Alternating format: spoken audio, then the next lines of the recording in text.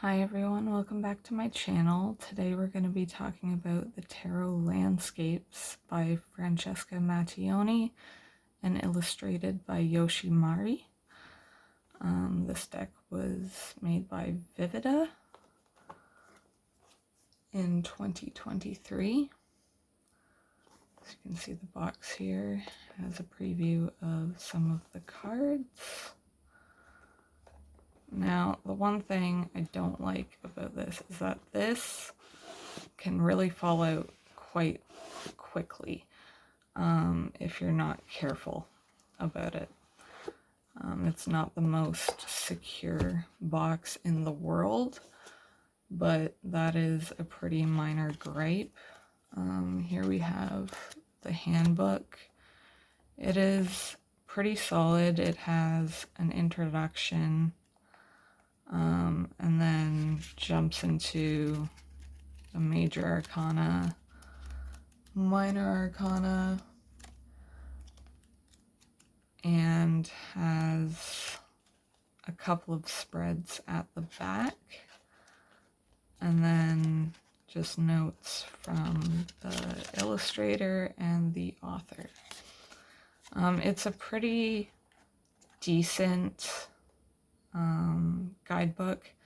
It has positive and negative, so upright and reversed meanings, as well as a lengthy description of the card, usually talking about the landscape. Now, here's my second gripe with this. It also comes in a tuck box within the box, which sometimes comes out easily, sometimes it doesn't. This time it did.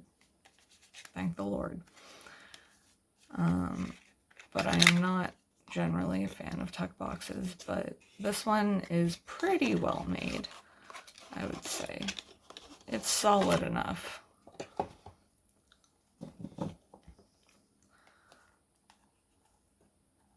So here we go with the flip through. This deck is very unique in that, obviously by the title, all of the cards are landscapes. This is the High Priestess, which is featured on the box and also one of my favorite cards in the deck. The backs are nice too. Note about cardstock, it's a little thicker than your average, bounces back quite well. I don't know if I'd riffle shuffle with it or not. I'm not a riffle shuffler myself anyway, but the feeling of the cards are nice. They slide nicely, but not too much. And it has kind of like a semi-gloss, like barely a gloss on it. And like a lot of these cards, like the Emperor here, like you gotta take a few moments to take everything in and really catch the vibe of the card, which isn't a bad thing. This deck is a beauty to look at.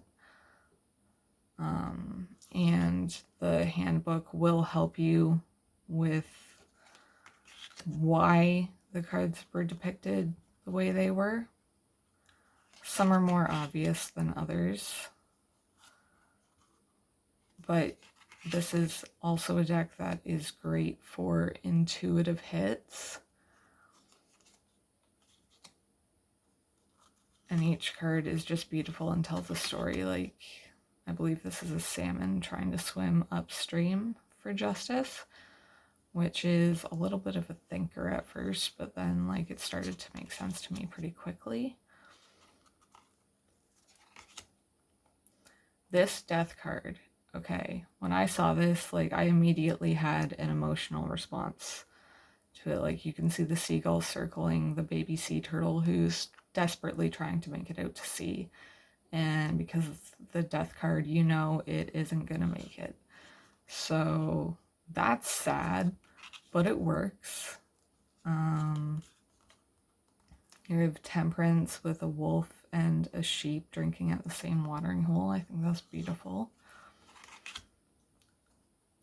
A really interesting devil card. And an even more interesting tower card. Now this is one that I would definitely go to the guidebook for, because to me it looks more peaceful than most tower cards. But again, intuitive hits, and with the guidebook you're going to be just fine with this deck.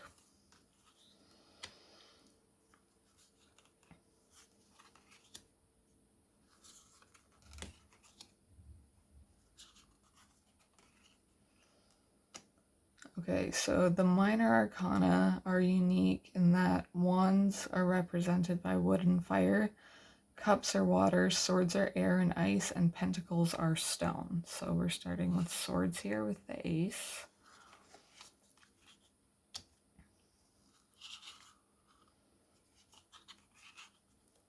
Really interesting Three of Swords card.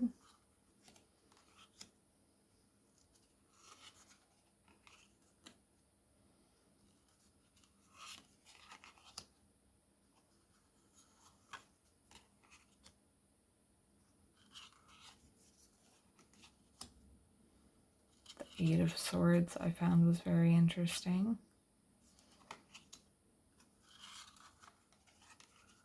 And the Ten of Swords, this abandoned building, or seemingly abandoned.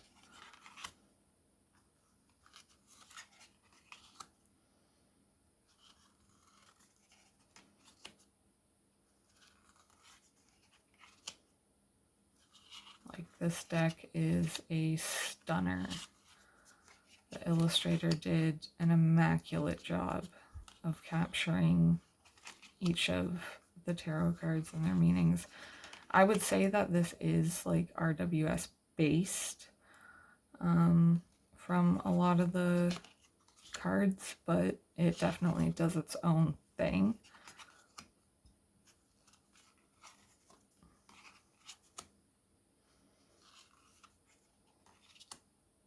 Look at this Eight of Wands card, like, that's just beautiful.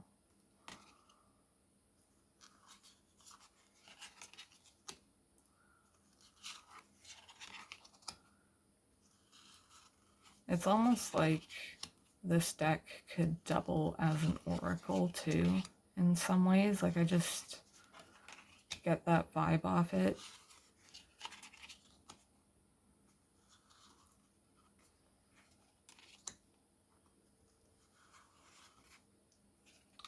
Cups now.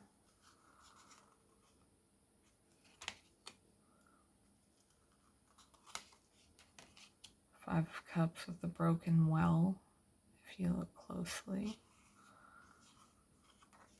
An interesting take.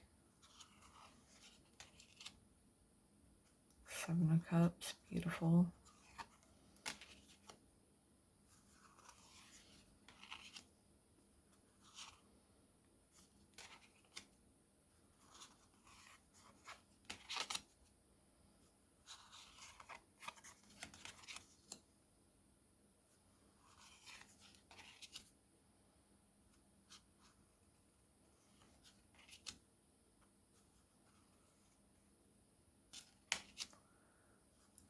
Pentacles.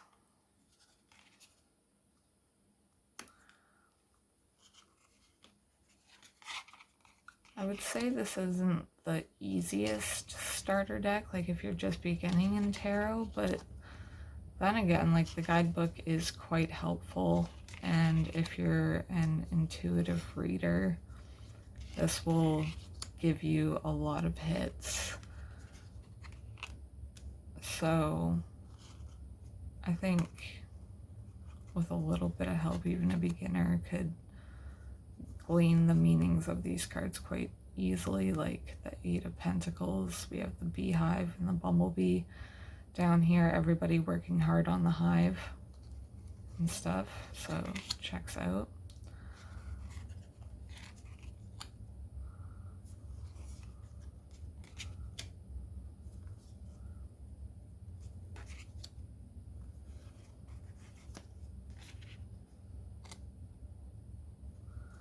And this is a deck that would go well with the Citadel Oracle for world building, I think. I'm going to be reviewing the Citadel Oracle soon, so keep an eye out for that. Now this is a thicker deck, so, and a slightly larger deck than normal. So for my small hands, it's a little difficult, but I can still overhand shuffle it, which is fine. I don't riffle shuffle my deck, so I'm not going to do that. But if you have stronger hands than mine, you probably could. So yeah, that is the Tarot Landscapes. Let me know if you have this in your collection. If you don't, would you get it? Would you pass on it? Leave a note in the comments, and thank you for being with me for another review, and I will see you guys in the next one.